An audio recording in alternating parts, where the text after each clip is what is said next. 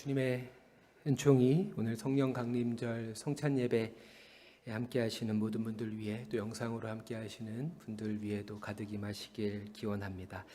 우리 좌우분들에게 이렇게 한번 인사하도록 하겠습니다. 함께 예배함이 기쁨입니다. 이렇게 한번 인사하겠습니다. 함께 예배함이 기쁨입니다.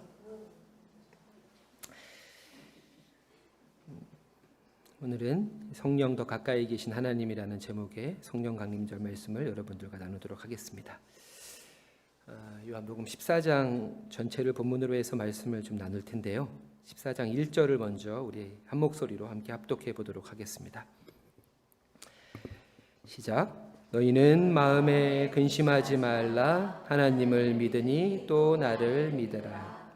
아멘.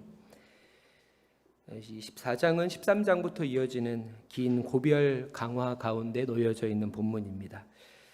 13장에서 예수님께서는 제자들에게 자신의 비극적인 운명을 예고하십니다. 가룟 유다의 배신으로부터 시작되는 죽음에 이르는 순환과 이로 인해서 베드로를 비롯한 주요한 제자들이 주님을 배반하게 될 것이라는 내용입니다. 이처럼 예수 본인의 죽음과 유다와 베드로 등의 제자들의 배신에 대한 예고는 마치 진지에 떨어진 폭탄처럼 제자들의 영혼은 물론 당사자인 예수의 심령까지 요동케 합니다. 그래서 14장에서 주님은 마음에 근심하지 말라로 말씀을 시작하시죠. 우리 13장 21절 말씀을 한 번 더 같이 읽어보겠습니다.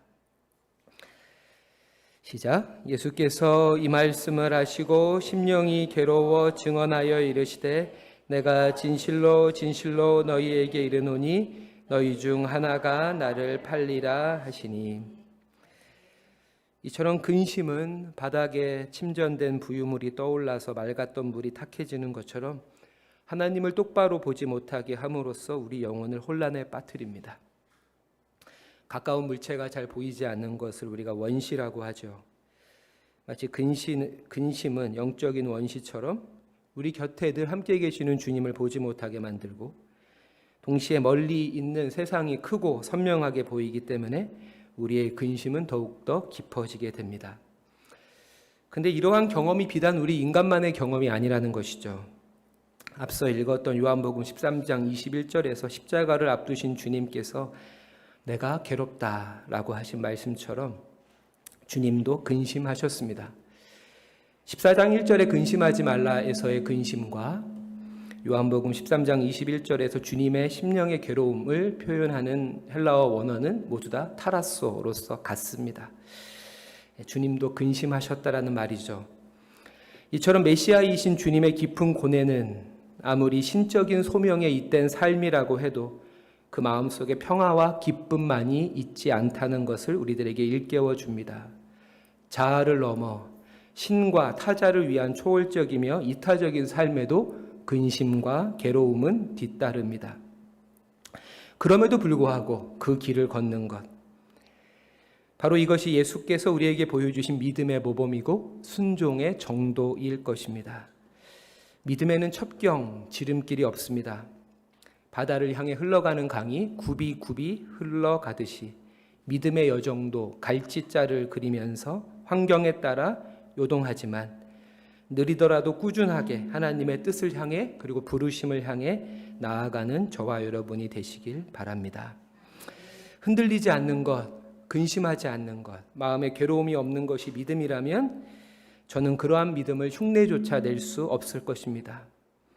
하지만 십자가로 향하는 길목에서 주님도 근심하셨다라는 이 말씀이 위로와 소망이 됩니다. 우리 옆 사람에게 이렇게 한번 인사해 봅시다. 흔들려도 괜찮습니다. 이렇게 한번 인사해 볼까요? 흔들려도 괜찮습니다. 14장 6절 말씀도 한번 같이 읽어보겠습니다. 시작. 예수께서 이르시되 내가 곧 길이요 진리요 생명이니 나로 말미암지 않고는 아버지께로 올 자가 없느니라. 아멘. 십자가를 향한 그 길에서 주님 역시 두려움과 근심으로 흔들리셨지만 자신의 사명을 외면하거나 회피하지 않고 그 상황들을 돌파해 내십니다. 그렇게 주님의 믿음은 삶이 되었고 삶이 된 그의 믿음은 그 자체로 하나의 길, 유일하고 탁월한 믿음의 전형이 되었습니다. 그리고 주님은 이제 우리를 자신이 닦으신 그 길로 초대하십니다. 그리스도인이 된다는 것, 제자가 된다는 것은 무엇일까요? 주님께서 닦으신 그 길 위에서 주님의 발자취를 쫓아가는 것입니다. 그리스도께서 닦으신 그 길 위에 선다는 것을 제가 좋아하는 체코의 신학자인 얀 밀리치 로우만은 이렇게 말합니다. 우리의 삶은 목적도 없고 형체도 없는 허물을 향해 흘러가지 않는다. 우리의 삶은 우리가 존재하지도 않았던 무에서 시작해서 우리가 존재하지 않게 될 또 다른 무로 향해 나아가는 것이 아니다. 지상에서의 우리의 여정에는 방향과 길이 있다. 우리의 삶은 생사를 건 모험이나 부도수표가 아니다. 그것은 하늘과 땅의 모든 권한을 받은 분에 의해서 보증된 것이며 보호받고 지속되고 완성될 것이다. 주님께서는 3년여를 제자들과 동고동락하시면서 자신의 일거수일투족을 통해 참된 믿음의 실체를 보여주셨고 그렇게 몸소 하나님께 나아가는 길이 되어주셨습니다. 그럼에도 불구하고 도마는 주님 주께서 어디로 가시는지 우리가 알지 못합니다 라고 했고 빌립 역시 주님이 앞에 계신데도 주님 우리에게 아버지를 보여주십시오 라고 요청합니다. 자신이 아버지와 하나라고 여러 번 강조하셨음에도 그리고 그 주님이 빌립 앞에 엄연히 서 계시는데도 빌립은 예수님께 아버지를 보여달라고 요청합니다. 이러한 빌립의 요청 속에서 제자들이 추구하던 믿음의 실체가 무엇인지 드러난다고 생각합니다. 그것은 무엇일까요? 한마디로 껍데기 믿음을 추구한 것입니다. 달리 말하면 그림자 믿음을 추구한 것입니다. 이전 감사 예배 김기성 목사님 설교가 조회수가 23,000이 됐습니다. 저희 교회 구독자도 이전 감사 예배 전과 후로 3배나 증가했습니다. 그 조회수가 아니라 저도 종종 김기성 목사님 설교를 다시 돌려 듣곤 하는데요. 목사님 설교 말씀 중에 저에게 가장 지금도 기억에 남는 인상적이었던 내용은 우리의 믿음을 복숭아에 비유한 것이었습니다. 목사님은 우리의 신앙을 복숭아에 비유하시면서 복숭아에서 가장 중요한 것은 껍데기나 과육이 아니라 그 씨, 복숭아의 씨, 도인이다라고 말씀하셨습니다. 씨 없는 복숭아를 생각할 수 없듯이 신앙 역시 씨가 없다면 그 신앙은 죽은 믿음일 것이죠. 그리고 목사님께서는 그 신앙의 씨가 바로 십자가라고 말씀하시면서 십자가를 이렇게 두 마디로 정의하십니다. 누군가를 복되게 하기 위해 나를 내려놓는 것. 어떤 사람을 사랑하기 위해서 내가 불편함을 감수하는 것. 바로 이것이 우리의 신앙의 씨인 십자가이다. 그리고 이것이 없는 믿음은 사실 껍데기를 추구하는 허위의 믿음일 뿐입니다. 나로 말미암지 않고는 아버지께로 올 자가 없다는 주님의 말씀은 주님의 생애를 통해서 우리에게 생생하게 보여주신 그 사랑과 섬김, 포용과 관용 외에는 다른 어떤 것으로도 진리와 생명 되시는 아버지께 이룰 수 없다는 말입니다. 미국의 성공의 주교인 존 셸비 스퐁은 그의 책 요한복음에서 이 본문을 이렇게 해석합니다. 하나님께로 나아가는 이 여정은 겉으로 보이는 여정이 아니라 내면의 여정이다.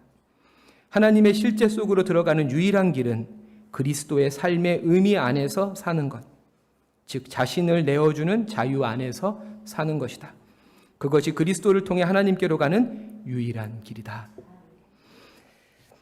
요한복음 14장 11절 12절 또 같이 한번 읽어볼까요?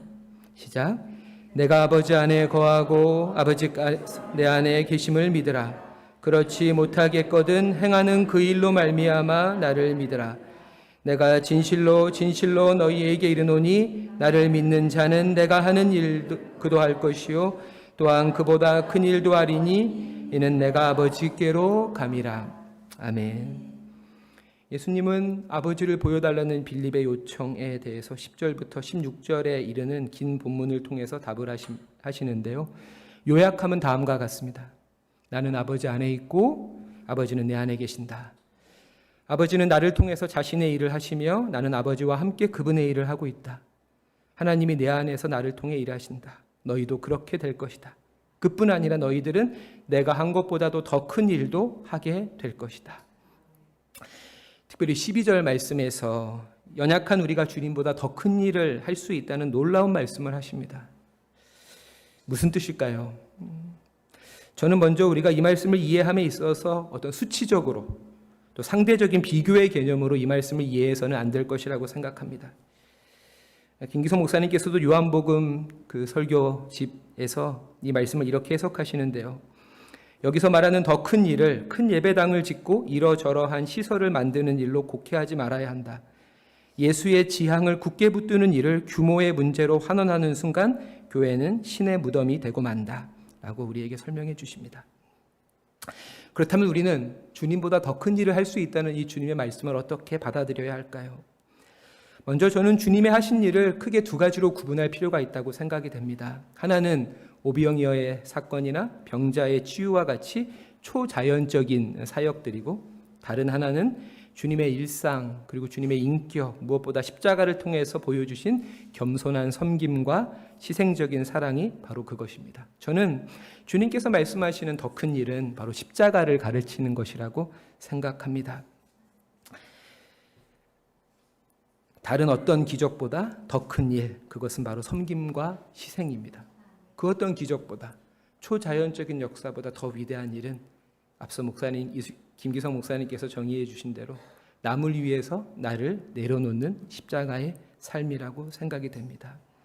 또한 이 말씀은 하나님의 일을 준행하는 그 주체가 왕이나 제사장, 선지자와 같이 특별하고 비범한 존재에서 일반적이고 평범한 사람들, 심지어 우리가 알고 있는 12 제자들과 같이 결핍 투성이인 존재들을 통해서 하나님의 일이 펼쳐지게 될 것이다 라고 하는 그 주체의 변화, 주체가 변했기 때문에 똑같은 일을 하더라도 그것이 더 큰 일이라고 말씀하는 것이라고 생각이 됩니다.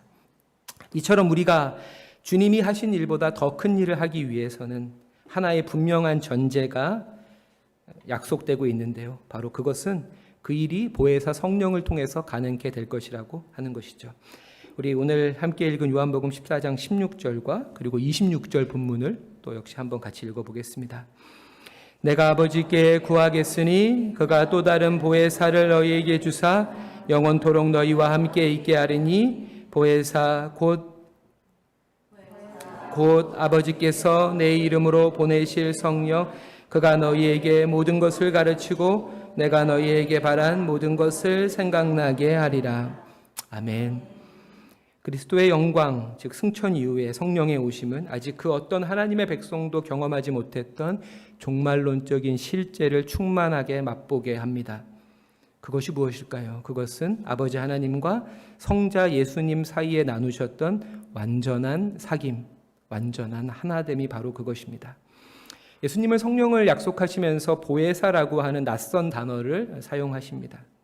이를 통해서 성령의 인격과 성령의 사역이 무엇인지를 우리에게 알려주시죠. 이 보혜사를 한자 그대로 풀면 보호하고 은혜를 베푸시는 선생님이라는 뜻이고요. 영어 성경에서는 각기 다른 번역을 사용하고 있습니다. 우리가 가장 많이 사용하는 NIV 성경에서는 상담자라는 뜻을 갖고 있는 카운셀러라고 이야기하고요. 그리고 NASB라고 하는 영어 성경에서는 헬퍼라고 설명합니다. 요즘에 많이 미국에서 읽고 있는 ESB라고 하는 영어 성경에서는 helping present, 돕는 임재라고 표현하고 있고, 그리고 유진 피터슨이 번역한 메시지 성경에서는 friends라고 번역하고 있습니다. 그리고 NRSB라고 하는 성경에서는 advocate라고 하는 변호사라는 단어로 번역하고 있습니다. 저는 어떤 번역이든 틀리지 않다고 생각합니다. 왜냐하면 성령은 각자가 놓여있는 상황에 맞게 여러 가지 모습으로 하나님의 자녀들을 도우시기 때문이라고 생각합니다. 가장 중요한 핵심은 어떤 명칭으로 또 어떠한 영어 단어로 성령을 부르던 간에 성령께서는 우리 가까이서 우리 내면의 소리에 귀를 기울이시는 분이라는 것이죠. 그리고 들으실 뿐 아니라 우리 오늘 함께 읽었던 회중공동 기도의 내용처럼 우리를 대신해서 하나님께 간구하시는 분입니다. 우리가 기도하지 않고도 우리의 믿음이 사라지지 않는 것은 성령께서 우리를 위해서 기도하시기 때문이고, 또 성령과 함께 누군가가 연약한 우리를 위해서 기도하기 때문이라고 생각이 됩니다. 근데 이렇게 성령께서 하시는 일들은 사실 이미 주님께서 하시는 일입니다. 주님 역시 우리의 소리에 귀를 기울이시고 또 우리를 대신해서 요한복음 17장의 내용처럼 하나님께 기도하셨습니다. 그러하기에 예수님도 보혜사입니다. 그래서 오늘 본문 말씀을 자세히 보면 그냥 보혜사가 아니라 또 다른 보혜사를 보내줄 거라고 이야기하시죠. Another counselor라고 이야기합니다. 여기서 또 다른으로 번역된 헬라어가 알로스라는 단어인데요. 이 알로스라는 단어는 다른이라는 뜻도 있지만 헬라어 사전을 찾아보면은 더욱이라는 뜻이 있습니다. 더욱 심화된. 그래서 제가 오늘 설교 본문을 설교의 제목을 성령 더 가까이 계신 하나님이라고 정해 보았는데요. 성령 하나님은 어제보다 오늘 그리고 오늘보다 내일 우리에게 더 가까이 다가오십니다. 그 성령님과의 사귐이 날마다 더 깊어지시기를 바랍니다. 그 안에서 우리를 근심케 하는 환경들을 돌파해서 하나님의 뜻을 이루는 삶을 살아가는 저와 여러분이 되시기를 바랍니다. 하지만 성령의 역할은 이처럼 우리의 내면의 소리를 듣고 우리를 위로하는 감상적이거나 정서적인 데에서만 그치지 않습니다. 주님은 성령을 약속하시면서 그를 보혜사라는 호칭과 함께 진리의 영이라고 이렇게 소개하십니다. 예수님께서는 자기 자신을 가르쳐서 내가 길이고 진리고 생명이라고 말씀하셨습니다. 예수님은 자신의 삶을 통해 하나님에게 이르는 길을 보여주셨고 우리를 그 길로 초대하십니다.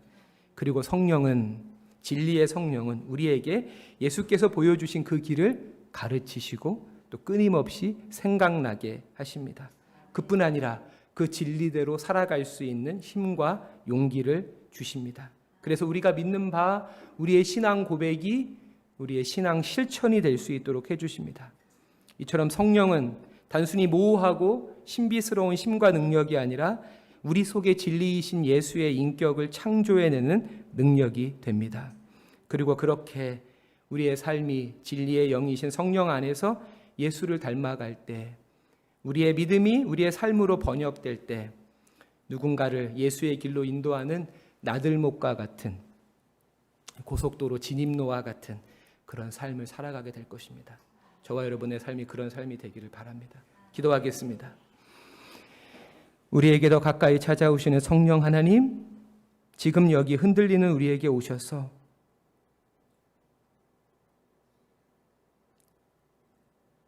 한 치 앞도 보이지 않는 안개와 같은 삶을 살아가느라 지친 우리들을 위로해 주십시오. 그렇게 성령 안에서 다시금 새 힘을 얻어 근심 가운데서도 주님의 길 위에 서기를 포기하지 않게 하시고 이 순례의 여정을 소박하지만 아름답고 느긋하지만 꾸준하게 걷게 해 주십시오. 그렇게 우리도 길 찾아 헤매이는 누군가를 주님의 길로 인도하는 나들목과 같은 삶이 되기를 원합니다. 예수 그리스도의 이름으로 기도드립니다. 아멘.